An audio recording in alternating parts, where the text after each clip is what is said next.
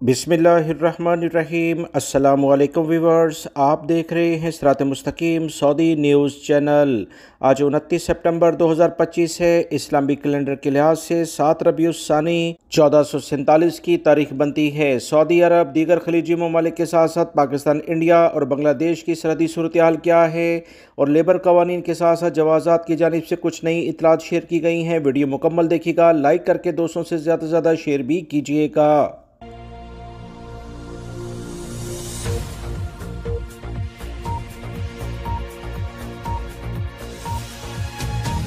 Viewers, India के सबसे बड़े सिक्योरिटी मसले पर एक नया धमाका सामने आया है। ताज़ा तरीन इतलात के मुताबिक खालिस्तान तहरीक के अहम तरीन रहनुमा इंदरजीत सिंह गोसल कनाडा की जेल से रिहा होते ही इंडिया के खिलाफ खुलकर सामने आ गए हैं। रिहाई के चंद मिनट बाद ही इंदरजीत सिंह ने जेल के बाहर खड़े होकर एक अहम वीडियो जारी की और कहा, सुन लो इंडिया, मैं बाहर आ गया हूँ। 23 नवंबर 2025 को खालिस्तान रेफरेंडम होगा, अब दिल्ली बनेगा खालिस्तान। इस अहम ऐलान के बाद इंडियन मीडिया और सियासी हलकों में एक बहुत बड़ा भूचाल पैदा हो गया है। खालिस्तान तहरीक के मरकजी और अहम तरीन रहनुमा गुरबतौनित सिंह पन्नू ने भी इस वीडियो में बराह रास्त मोदी हुकूमत और national security adviser Ajit Doval को ललकारा और कहा, डोवाल, अगर हिम्मत है तो कनाडा, अमेरिका या यूरोप आकर मुझे गिरफ्तार करके दिखाओ, मैं तुम्हारा इंतज़ार कर रहा हूँ। इंदरजीत सिंह गोसल की कनाडा में इस वक्त गिरफ्तार किया गया था जब इनके साथियों के साथ गाड़ी से भारी असला बरामद हुआ। इंदरजीत सिंह को 36 हथियारों से मुतल्लिक मुकदमात का सामना था, लेकिन सिर्फ एक हफ्ते में जमानत पर रिहाई मिल गई है। गोसल पन्नू का करीबी साथी समझा जाता है और अब खालिस्तान रेफरेंडम के कनाडा कोऑर्डिनेटर के तौर पर सामने आया है। मजीद तफसीलात के मुताबिक ये अहम ऐलान ऐसे वक्त में सामने आया जब भारत पहले ही खालिस्तान तहरीक के बढ़ते हुए असरात पर सख्त दबाव में आ गया है। व्यूअर्स, आपको याद होगा कि मरकजी रहनुमा गुरबतौनित सिंह पन्नू ने भी इस बारे में वाज़ेह ऐलान जारी करते हुए कहा था कि जब भारत पहले ही खालिस्तानी तहरीक के बढ़ते हुए असरात से परेशान है, हम इसको हर सूरत में मंतकी अंजाम तक पहुंचाएंगे। चंद रोज कबल उन्होंने वाज़ेह ऐलान किया था कि जो कोई यौम आज़ादी पर लाल किले पर तिरंगा लहराने से रोक देगा, इसे 11 करोड़ रुपए इनाम दिया जाएगा। अब सवाल पैदा ये होता है कि क्या वाकई 23 नवंबर को खालिस्तान रेफरेंडम होने जा रहा है? क्या भारत कनाडा पर दबाव डालकर गोसल और पन्नू को वापस ला सकेगा या फिर तहरीक मजीद जोर पकड़ेगी? याद रहे व्यूअर्स, जो सैलाबी सूरत हाल इस वक्त पाकिस्तान और इंडियन पंजाब में रोनमा हुई है, उसमें इंडियन पंजाब के बहुत सारी अवाम की जानिब से ये कहा गया कि इंडिया पाकिस्तान के साथ साथ इंडियन पंजाब को भी तबाह बर्बाद कर रहा है। हम हर सूरत में इंडिया से आज़ादी लेंगे। अगर इंडिया से आज़ादी इस तरह से ना भी मिली तो पाकिस्तानी पंजाब के साथ ईस्ट पंजाब, यानी कि जो खालिस्तान से मुतल्लिका तहरीक चलने वाला पंजाब है, वो पाकिस्तान के पंजाब के साथ इल्हाक कर लेगा। खालिस्तान तहरीक के रहनुमाओं की धमकियों के साथ साथ अक्टूबर में भारतीय अहम जंगी मशकों के आगाज़ से पहले पाकिस्तान पर किसी मुमकिन कार्रवाई के लिए मनसूबाबंदी की जा रही है। इंडियन मीडिया कह रहा है कि दिल्ली में अहम इदारों की धमकी अमेज़ ईमेल्स मौसूल हुई हैं, जिसके बाद स्कूल्स और एयरपोर्ट्स के लिए हाई अलर्ट जारी कर दिया गया है। भारतीय दारुल हुकूमत दिल्ली एक बार फिर खौफ और अफवाहों की जद में आ गया है। दिल्ली पुलिस ने तस्दीक की है कि एयरपोर्ट, मुतअद्दिद स्कूल्स और इदारों को बम धमाके की धमकी पर मबनी ईमेल्स मौसूल हुई हैं, जिसकी बिना पर अफरा तफरी फैल गई है। ईमेल भेजने वालों ने अपने आप को दहशतगर्द 111 नामी दहशतगर्द ग्रुप का सरबराह जाहिर किया है। अगर हुकाम ने 24 घंटे के अंदर कार्रवाई ना की तो खून की नदियां बहाने के लिए ये ईमेल्स की गई हैं। ये धमकी बराह रास्त स्कूलों और एयरपोर्ट इंतज़ामिया को निशाना बनाते हुए कही गई है। दिल्ली के स्कूल्स में खौफ व हरास देखा जा रहा है। वालिदैन इंतहाई तशवीशनाक सूरत हाल का शिकार हो गए हैं।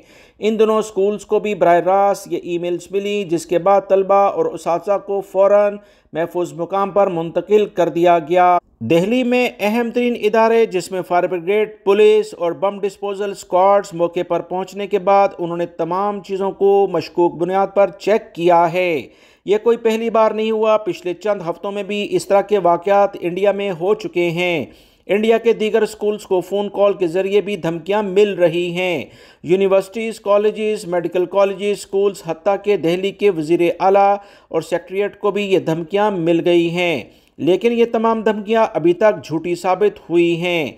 नई धमकियों के बाद दिल्ली में काफ़ी खौफ व हरास फैल गया है। ये धमकियां कौन दे रहा है, इंडियन इदारे अभी तक इसकी तह तक नहीं पहुंच सके।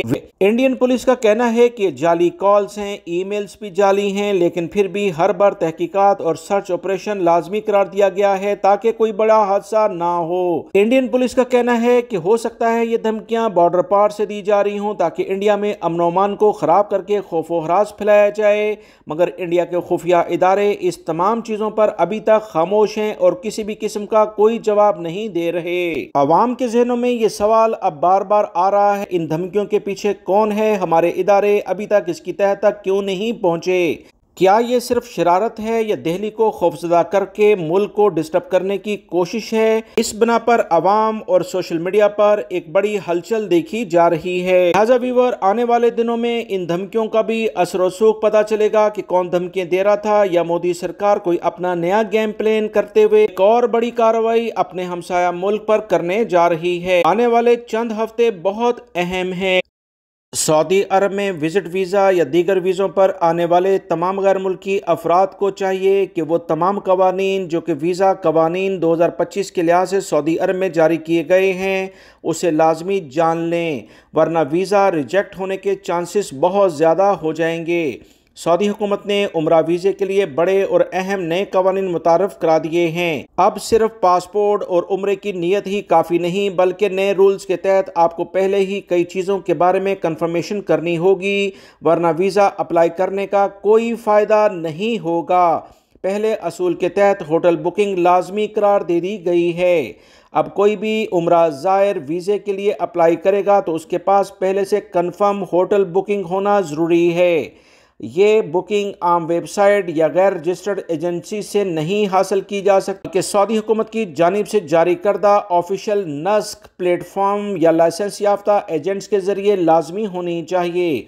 असूल नंबर 2 के तहत ट्रांसपोर्ट का बंदोबस्त भी वीज़ा अप्लाई करने से पहले करना होगा। मज़ीद इतलात के मुताबिक वीज़ा अप्रूव होने से पहले आपको ये भी दिखाना होगा कि आपने सऊदी अरब के अंदर ट्रांसपोर्ट का बंदोबस्त कर लिया है, चाहे वो एयरपोर्ट ट्रांसपोर्ट हो या मक्का और मदीने के दरमियान का सफ़र। अब बगैर ट्रांसपोर्ट बुकिंग के वीज़ा अप्लाई करना सिर्फ वक्त ज़ाया करने के मुतरादिफ होगा।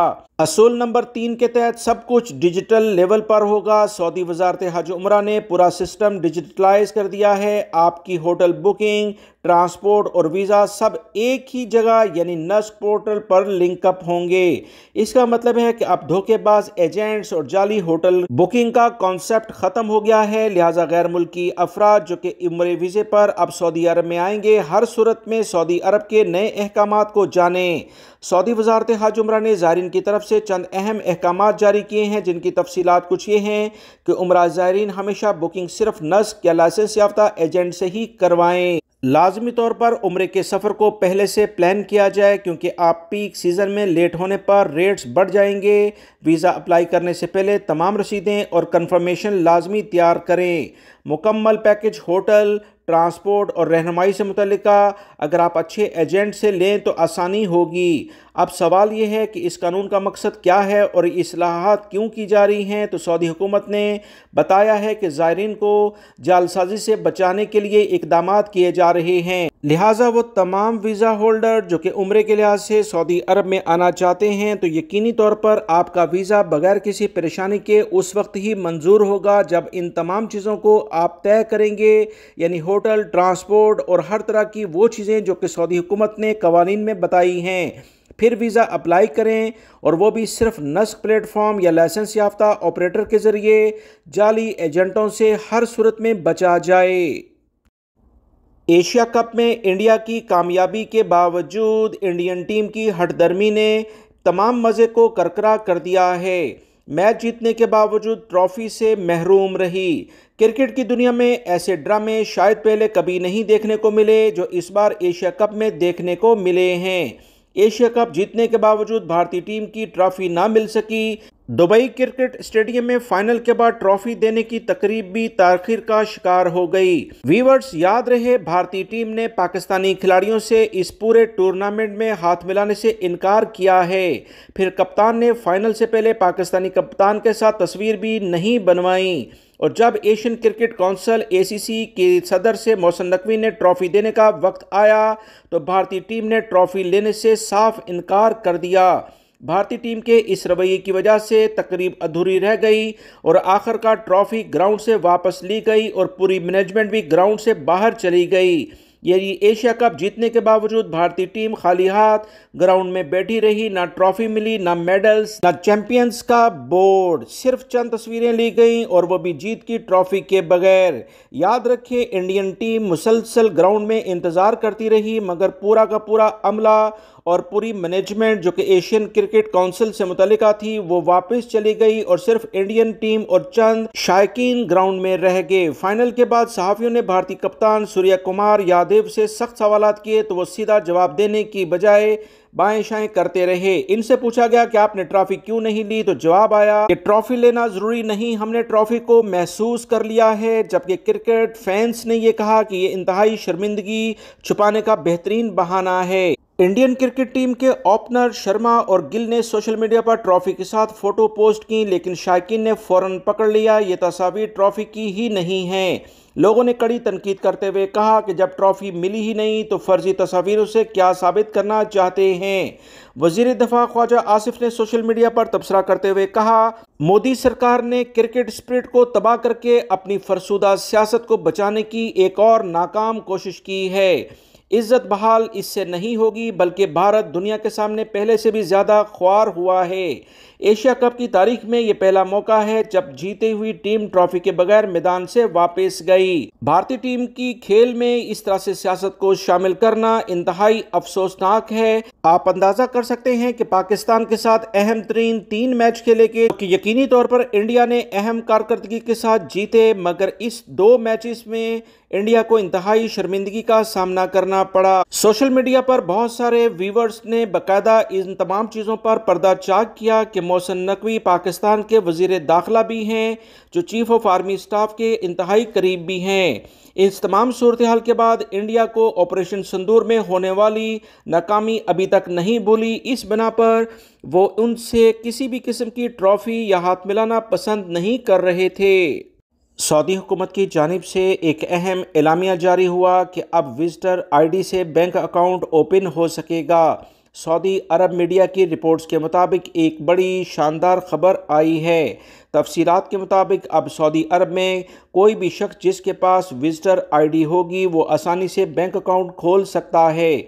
वही विजिटर ID जो आपकी वजारत दाखिला के अबशर प्लेटफॉर्म के ज़रिए मिलती है वो ID अब मुकम्मल कानूनी डॉक्यूमेंट्स मान ली गई है। इस अहम फैसले से ज़ायरीन, टूरिस्ट और बिजनेस ट्रैवलर्स अपने अकाउंट्स खोल सकेंगे और सऊदी अरब में आराम से बैंकों के ज़रिए वो मुख्तलिफ अशिया ख़रीद भी सकेंगे।